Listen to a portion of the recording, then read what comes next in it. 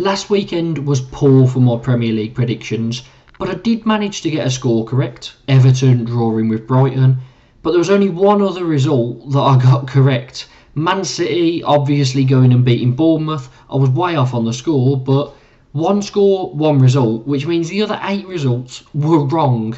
Now, I know there were some shocks, and I'm annoyed that I didn't get Palace to beat Burnley because that was pretty obvious. I just wanted to think Burnley could get something.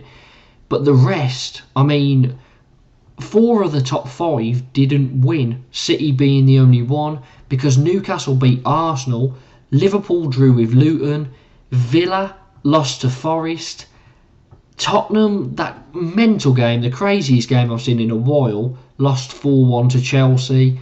Man United ended up beating Fulham. I didn't think that was obvious at all. I had a draw. Sheffield United went and picked up their first win against Wolves. It was just a crazy weekend in general. But it's over now, and I'm hoping things can return to a bit more normality. However, if every game could be like that Spurs-Chelsea one, then I'd really enjoy this weekend because that was crazy drama and just a brilliant game. Now, make sure to like and subscribe, and let's get into my predictions. And I'm doing it again. I'm going for a bit of a shocker in the first game. Wolves against Spurs. Now, Spurs, that mental game, but their defence really fell apart. 2 players suspended, Romero and Destiny Udogie. Van der Ven is injured and will miss this one and is more than likely going to be out until January, I'm hearing. Maddison picked up a knock, but he's been selected in the England squad, so I'm not sure whether he is okay and will feature. But that defence has really been torn apart. Richarlison has had to have surgery as well, so that's another player, attacking player this time, not going to be featuring. And I just think all these injuries at once, especially to one part of the team, is going to have a bad effect on the side, especially with Wolves being very stubborn at home. I know Wolves have just lost away to Sheffield United, and this is very controversial, but I am going to go for a 1-1 draw. Arsenal against Burnley. Now, Arsenal lost 1-0 to Newcastle. They did then win in the Champions League in midweek 2-0 against Sevilla. Burnley just look very poor. They can't stop conceding goals. I think they're trying to play too attacking, too similar to how they did in the Championship, and it's not working. They really need to adopt what Luton are doing and just not conceding too many, trying to make it difficult for sides and hitting teams on the counter. I think this one could be quite comfortable for the Gunners, so 3-0. I think there's only one thing for Palace against Everton. Now, Palace, their last 6 games, 2 wins, 2 draws, 2 losses. The losses came against Spurs and Newcastle, but if you take those games out, the other 4 games, they've kept clean sheets in, so they are very defensively resolute, hard to score against, and hard to break down for sides that don't have a lot of the ball. That will come good against an Everton side, because despite Everton having a brilliant week last week, where they beat West Ham in the league, dumped Burnley out the cup, and then drew with Brighton on the weekend, I think Everton might struggle to break them down.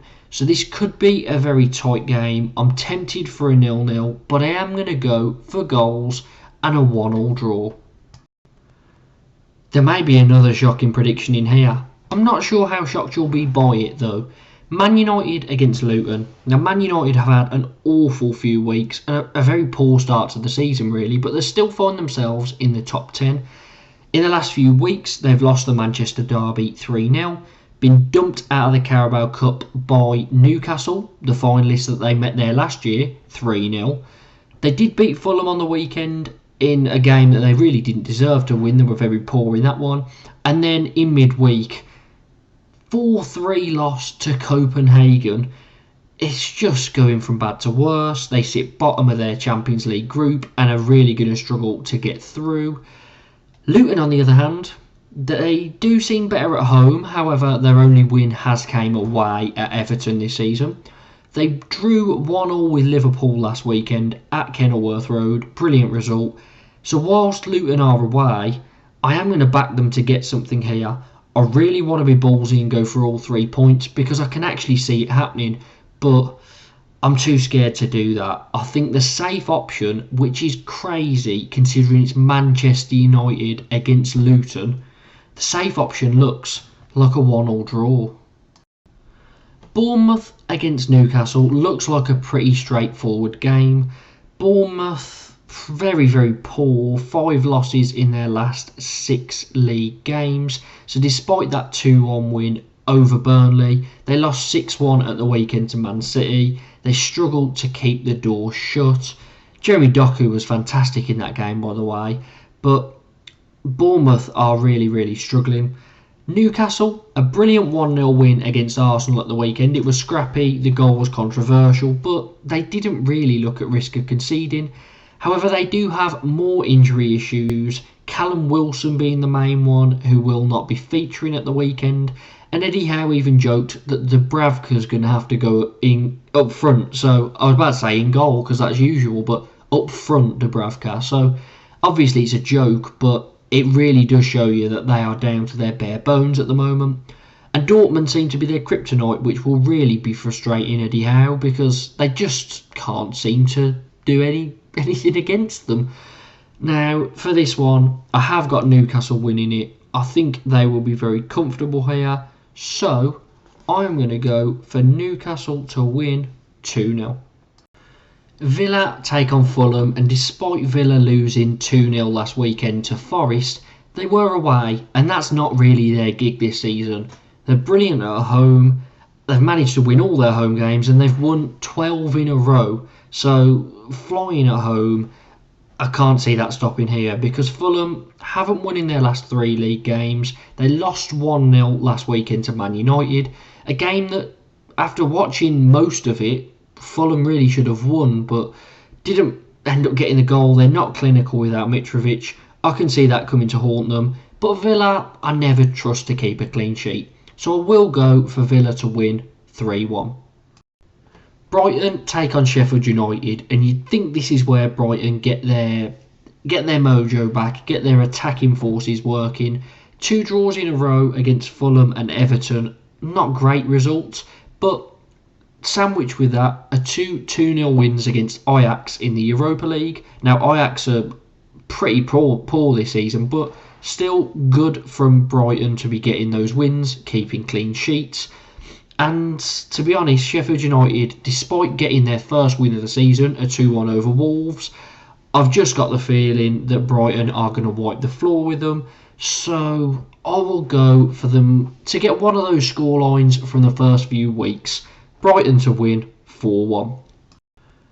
Liverpool will be very disappointed with their week so far, drawing away at Luton before losing 3-2 to Toulouse in the Europa League in midweek. So not great so far. However, there's an opportunity here to turn it around, have a good end to the week just before the international break.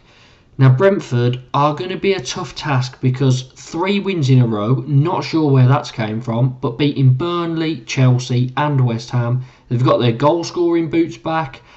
This could be a tight one. However, Liverpool at home, I always struggle to go against. So I'll go for Liverpool to win 2-1.